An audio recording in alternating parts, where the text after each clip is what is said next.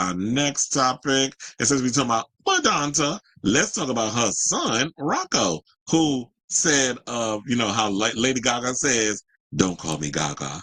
Rocco said, don't call him a Nepo baby because he ain't one. Child, you are. Because you are, Blanche. You are a Nepo baby. So the artist, who was 24, who was the son of Madonna and Hollywood director Guy Ritchie, has held 6 exhibitions to date, including most recently in Paris, with the support of Giorgio Armani and Counts Stella McCartney and Donatella Versace among his famous collectors. Now, I know you don't want to, I feel like I'm jumping the gun. I'm going to get to what he said, why he don't want like being called a Nepo baby. But young man, first of all, Madonna, you have some good looking children. He is 24, so I can say this. Rocco was a cutie. And Lord, she looked good too. So shout out to her. But when you have a thing where you get to show your artwork all over the world, and you have famous clients like Giorgio Armani, Stella McCartney, Donatella Versace, and other celebrities who buy up your artwork, who are friends with your mother, by the way, it is a little Nepo baby-ish. But based off of what he says, I got what he's coming. But look, if your mama wasn't who she was, if you weren't the child of Madonna and Guy Ritchie, but I feel like Madonna's reach is way bigger than Guy's. Guy, yes, he's a filmmaker. People like his movies. He's successful in his own right in the cinematic universe. However, Madonna is a worldwide global superstar, and her reach is way bigger. So you being the son of Madonna, you do benefit from being her child. So technically, a Nepo baby, by definition, Rocco has made it clear what his views are on the concept, as he referred to them as they rather than we. Now, speaking in the new issue of Fantastic Man magazine, he explained he's unsure where he fits on the Nepo baby spectrum because despite having famous parents, he's carved out his own path. So intent was he on making his own way in the art world. He kept his professional identity secret at first using the alias Red. And that is true. So at one point, Rocco was hiding his identity. Like he was going around like he was Banksy, where it was, y'all didn't even know who he was. He was put out this artwork. Madonna was probably like, yes, I'm going to go to this art gallery. Oh, y'all love this artwork. Don't it look good? Y'all like what y'all see, right? Who this Red person? I wonder who Red is. No, full on what? It was her damn son. I'm just creating this whole narrative in my head, like, like she ain't know who he was. But everybody was like, who is this Red? And then all of a sudden, the sleuths were sleuthing. And then they came out and they was just like, Red is really Rocco. And then when people started looking at the artwork, they were like, this kid is actually talented. So when you look at his work, it's like, yeah, you could say what you want to say, but at least when you look at Rocco's work, you can call him a Nepo baby till the cows come home. The boy is talented. Like when you look at his artwork, it looks pretty good. Like if I had the coin, if I had the dollars, in the words of Pepper LaBeija, I put his artwork in my house because I'm sure that shit ain't cheap. But they said he ditched the pseudonym in 2022 and the following year held the exhibition in London curated by Lucian Freud, old studio manager David Dawson. He explained, I always think it's funny that back in the day, I would do it like, because, Rocco has a slight British accent because, he's been living in London and in America. He goes back and forth. So he's got a little like, he sounds like, oh Lord, I hate comparing him to him, but he kind of has like that Andrew Tate type of lilt to his voice, where it's like when you partially in the United States, partially in Britain. So you got a little bit of both. So when you hear him say little, it's little. But anyway, he said, I always think it's funny that back in the day, some of the most beautiful cathedrals that were ever built would be built by generation after generation of the same family. And now if you're born from a family and not saying this is wrong, you start looking at Nepo babies and they are not the most interesting bunch, are they? As well as trying to reject the Nepo baby label, Rocco admitted that he never felt comfortable mixing in privileged circles growing up, preferring to socialize with skateboarders in London's South Bank, saying straight away, I was like, this is the place, best years of my life. I mean, how much fun are upper class people? Not that much fun. He dropped out of prestigious London art school, Central St. Martin's, where a tutor had criticized his paintings for being too masculine after 1 year, saying, I think he was trying to say it was vulgar, and I didn't think it was vulgar. Well, look, your mama's vulgar. She even has a song called Vulgar, or people have accused her of being vulgar. And I feel like he's more like his mother than anything. I think that's also why Rocco and Madonna butted heads a lot when he was a teenager growing up and he wanted to live with his father. Because I think them two have way more in common with their personalities than the little. I need to look up how old is Rocco. I mean, not how old is Rocco. I know he's 24. What's his sign? Is he a Leo? Let me look that up. Rocco Ritchie. And it says actor Madonna's son. Child, now if I don't know my people, first of all, August 11th, he is a damn Leo. That's why I was like, that's why him and Madonna butt heads. They both Leos.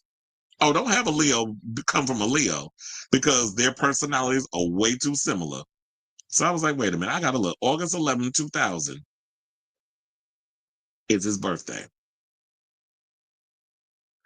So he also went on to say, I was 18 doing shitty figurative paintings. My work wasn't even developed enough for anyone to have opinions on it back then. He transferred to the Royal Drawing School of Shoreditch, where he finally felt at home. He said, there, all my dreams came true. I just needed a school that would teach me to draw and paint. I signed up, went in, and spent basically a year and a half, 7 hours a day, just drawing. They didn't ask for homework. You just shut up and draw. And to me, I was like, you know what? I like that because when you're an artist, you need the opportunity to sit there and actually just create your art without criticism, without somebody dissecting everything you do. It's like, I need to find my voice. I need to figure out who I am as an artist and what it is I'm trying to say. And you have to allow people to develop that talent, to be able to develop that, to let that voice that's deep inside of you come out. And it's like, what is it that you're trying to say with your work? And so a school that celebrates that, I would rather that than me being like, I'm creating something and then I'm just having it ripped apart. Because I feel like that actually kills artistry. So I like the fact that he was just like, you know what? I'm trying to find my voice. I'm trying to develop this thing that I have. And this new school is way better than the other one. Where it's like they don't ask for work, whatever. You just sit there and you just draw all day. And then if it's shit, it's shit.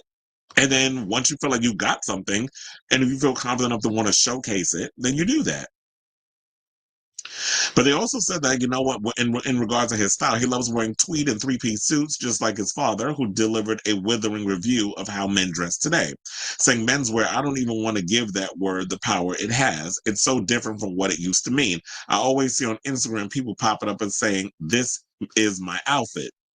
People really like to show what they're buying and how they're dressing. First of all, who cares? Second of all, this is shit. I mean, who am I to judge? But you're judging. There's a difference between someone walking into a room and you going, whoa, who is this swaggerer over here? Or they walk into a room and you go, what are you wearing? I feel like it's a very thin line. It's very not distinct line. I mean, I don't want to sound like a little shit, but most men do not dress well. And he's absolutely right. Most men don't dress well. He says, I think Savile Row is a dying situation. It's really hard to sell in this day and age. It's expensive and it takes a really long time. Do you really want to go and spend £5,000 on a suit that takes 8 fittings and will be ready in a year? So he said a lot.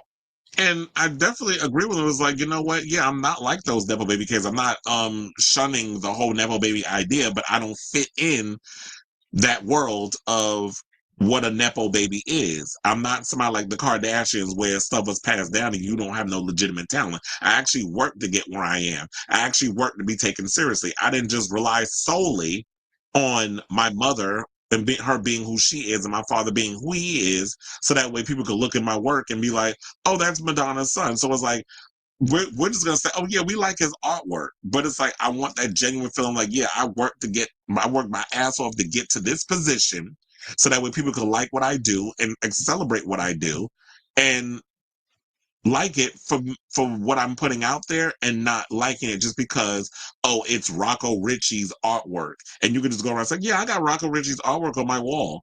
Whoop de freaking do. But is it good though? And I feel like if I was someone who was a child of a celebrity, I would want you to look at me in that way rather than somebody being like, oh yeah, this is Northwest because she's Kim and Kanye's child and she ain't got no formidable talent. Let me put her in my music video. Let me give her a guest spot on my song. But I'm like, but where's the talent though? This is some nepotism type stuff here. So shout out to you, Rocco, and your little three-piece suits. Shout out to, and you see his father and Mel, they look just alike, except Rocco got better hair. Guy looked like he's struggling in the hair department. And the lady on the right that looked like Taylor Leone, that's his second wife. After he married her after his little divorce with Madonna, where they got married in 2000 when Rocco was born, and then they divorced 8 years later. So there's that. So I say all this to say, what do you guys think of this story regarding Rocco, what he had to say about the whole Nepo baby situation? I know it's like whenever it comes to kids of celebrities, this is always going to be like some discourse that they're going to be bringing up and trying to break down and give their own different versions of it and all that other stuff. And I guess it has different meanings for everybody.